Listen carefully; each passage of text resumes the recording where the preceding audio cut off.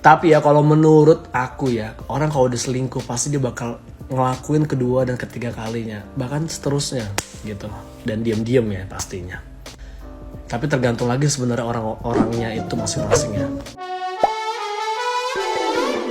Hola netizen yang tercinta, kasus perselingkuhan yang diduga dilakukan oleh Syahnaz Sadiqah dan Randy Khairnett berhasil mencuri perhatian publik di media sosial. Bahkan Lady Nayawan selaku istri Randy mantap memilih untuk bercerai dari sang suami. Terkini kakak ipar Syahnaz yang bernama Andika Rosadi mengomentari video curhat Lady Nayawan yang diunggah di akun Instagram Dr. Richard Lee. Potongan video yang diunggah oleh Dr. Richard Lee itu adalah video dari konten YouTube miliknya ketika berbincang dengan Lady Nayawan. Dalam potongan video tersebut, Lady Nayawan terlihat menceritakan soal dugaan perselingkuhan sang suami dengan Syahnaz Sadiqah, adik Raffi Ahmad. Mulai dari awal kecurigaan sampai mengenai tato yang menurut Lady sudah diakui Randy sebagai wajah Syahnaz. Ketika mengunggah video tersebut, Dr. Richard Lee mengungkapkan sebagian dari curahan hati Lady Nayawan mengenai hubungannya dengan Syahnaz. Unggahan tersebut menuai banyak komentar dukungan. Namun, dari banyaknya komentar tersebut, ada satu komentar dari Andika Rosadi yang mencuri perhatian netizen yang budiman. Dalam unggahan itu, Andika Rosadi meninggalkan komentar dengan emoji tertawa. Meski hanya berkomentar singkat, hal tersebut rupanya memantik banyak netizen yang maha benar, melayangkan kritikan atas sikap Andika Rosadi. Nah, gimana nih menurut netizen yang terhormat? Silahkan berkomentar ya.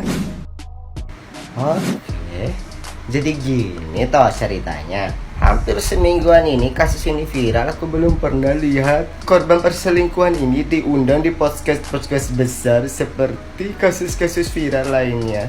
Dan ini perdana sekali setelah Dr. Richard. Saya ucapkan, Bang Denny Sumargo, Anda hebat, Anda lelaki pemberani.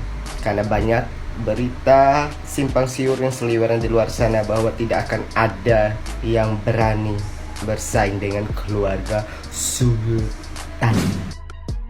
Oke, mumpung sedang ada yang viral ini berkaitan dengan perselingkuhan artis, maka saya akan mencoba untuk menjelaskan jenis perselingkuhan dalam ajaran Islam. Di mana jenis perselingkuhan dalam ajaran Islam itu ada dua ya, ada dua.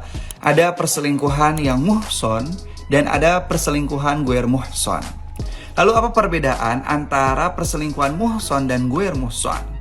Perselingkuhan muhson adalah perselingkuhan yang dilakukan oleh dua orang, yang mana dua orang ini sama-sama telah menikah. Seperti artis yang sedang viral kali ini, yaitu dikabarkan ada Syahnaz bersama dengan seorang artis lainnya juga yang sama-sama ternyata dua-duanya sudah menikah. Maka perselingkuhan mereka disebut dengan perselingkuhan muhson.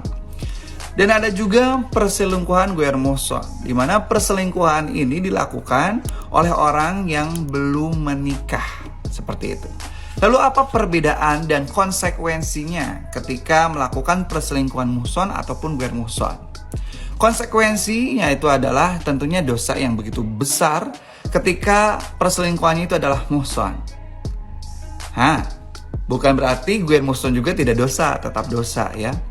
Tetapi yang perlu kita ketahui adalah konsekuensi dari perselingkuhan ini. Kalau misalkan perselingkuhan muhson itu dilakukan dan hingga terjadi yang dinamakan dengan hubungan badan, maka hukumannya itu adalah diranjam hingga meninggal. Sedangkan untuk yang perselingkuhan ghair muhson, kalau misalkan sampai melakukan hubungan badan, itu hukumannya adalah 100 kali jilidan. Seperti itu. Jadi jangan berselingkuh ya, mau muhson atau ghair muhson kita hindari karena tetap dosa. Bentar. Ini kenapa ya wartawan nanyain tentang Syahnaz ke Ayu Ting Ting? Apa hubungannya itu? Atau karena dulu Syahnaz ini pernah syuting dahsyat bertemu Ayu Ting Ting? Atau karena Ayu Ting Ting ini deket sama Raffi Ahmad? Aduh, kayaknya wartawan ini udah kehabisan bahan berita atau udah bingung gitu mau nanya siapa gitu komentar tentang hubungan Syahnaz dan JJ. Ayo dong Syahnaz, selesaikan ini pertempuran wartawan. Kasian gitu wartawan pada nungguin, pada nguber-nguber. Andai aja kamu klarifikasi, minta maaf, udah selesai, kelar. Jadi nggak ada yang ditanya-tanya gitu, nggak ada yang diuber-uber gitu. Nggak usah takut selama berkata kebenaran, Tuhan selalu melindungi. Selamat Lady, kamu akan bahagia dengan anak-anak. Bener banget. Kalau kita salah, nggak salah guys. Kita nggak perlu takut. Tuhan selalu bersama kita. Ya. Jadi ya udah katakan aja yang sebenarnya, nanti biar Tuhan yang ngatur itu gitu. Kamu akan bahagia sama anak kamu. Tapi ya kalau menurut aku ya, orang kalau udah selingkuh pasti dia bakal ngelakuin kedua dan ketiga kalinya, bahkan seterusnya gitu. Dan diam-diam ya pastinya. Tapi tergantung lagi sebenarnya orang-orangnya itu masing-masing ya. Lady, kamu kuat, kamu strong, semangat. Woilah, Shahnaz Shadika diisukan selingkuh dengan aktor Randy Kejair. Mujair aja, bukti chat mesra dibongkar. Gua nggak peduli sama beritanya. Yang gue tunggu, lo tau nggak apa yang gue tunggu? Hah? Lagu ciptaannya Aldi Taher. Kalau ada yang udah lihat lagu ciptaan Aldi Taher tentang berita ini, kasih tau gue ya. Dah. Saya sedikit menyampaikan bahwasanya yang memahami permasalahan hukum terkait dengan rumah tangga itu ada dua orang, yaitu suami dan istri. Nah, yang lainnya itu hanya memberikan pendapat dan pandangan saja. Nah, saya ingin menyampaikan seperti ini juga, bahwasanya terkait dengan permasalahan yang dialami oleh artis-artis ini, nah itu pun kalau terkait dengan gugatan itu bisa dibuka ataupun bisa dipelajari karena sudah diatur di dalam kompilasi hukum Islam. Nah, masuk juga di pasal 83 ayat 1-nya. Nah, apabila si istri tidak bisa melayani lahir dan batin, nah ataupun juga dianggap nusyus, durhaka, nah itu salah satu masuk sebagai bahan gugatan. Nah, tetapi di sini untuk tindak pidananya diatur di dalam pasal 284 KUHP. Dan bunyinya begini. Proses penuntutan itu bisa dilakukan selama sepanjang ataupun yang menjadi pelapornya suami ataupun istri. Suami atau istri.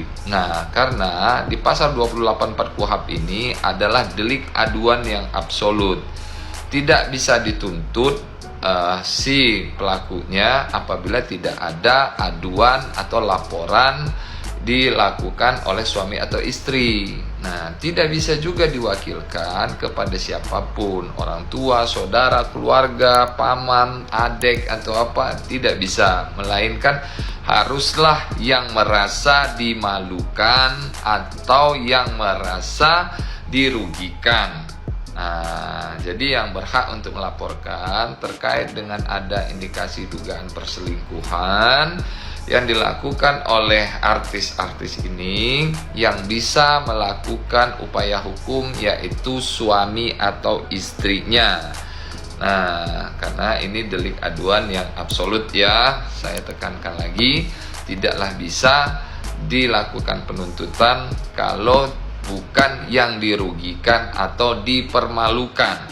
Nah, yang merasa dirugikan, dipermalukan itu siapa? Yaitu suami dan istrinya. Nah, itu bisa dilakukan upaya hukum, langkah hukum berikutnya kalau memang mau ditempuh secara hukum. Mungkin itu saja pandangan hukum dari saya. Sekian, selamat malam dan salam sehat, salam Indonesia.